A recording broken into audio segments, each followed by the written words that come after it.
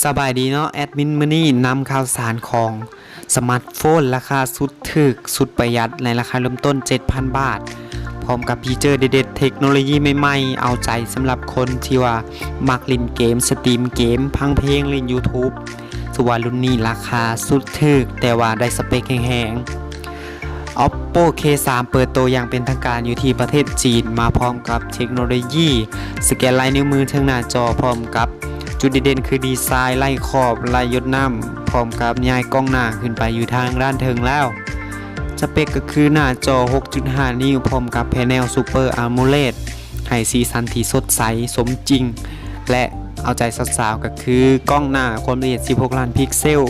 กล้องหลังแมน 16 ล้านพิกเซลบวกกับอัลตร้าไวด์ 2 ล้านพิกเซลมาพร้อมกับระบบปฏิบัติการ Android ใหม่ล่าสุด 9.0 ครอบทับไปด้วย ColorOS 6.0 และที่สำคัญมาพร้อมกับหน่วยประมวลผล Snapdragon 710 ความไวอยู่ที่ 2.2 GHz ส่วนรุ่นนี้แม่นไวหลายสำหรับเอาไปเล่นเกมสตรีมเกมถือว่ายังอยู่ในคันที่ว่าสบายๆเนาะและรุ่นนี้ให้มาอยู่ที่แรม6และก็แรม8เนาะสำหรับแรม6หน่วยความจำ64 กิกอยู่ที่ประมาณ 7,000 กว่าบาทเนาะอยู่ที่ประเทศจีนเนาะและมีรุ่นแรม8ความจำ128 กิกอยู่ที่ 9,000 กว่าบาทเนาะมาพร้อมกับแบตเตอรี่ความจุอยู่ที่ 3,700 มิลลิแอมป์และเทคโนโลยีสากเข้าไวเนาะถือว่ารุ่นนี้เพิ่นจัดมาให้อีกเทคโนโลยีเนาะสำหรับสแกนลายนิ้วมือทั้งหน้าจอถือว่าเพิ่นเอายัดเข้ามาให้รุ่นนี้ถือว่าคุ้มค่าคุ้มราคาหลายแล้วก็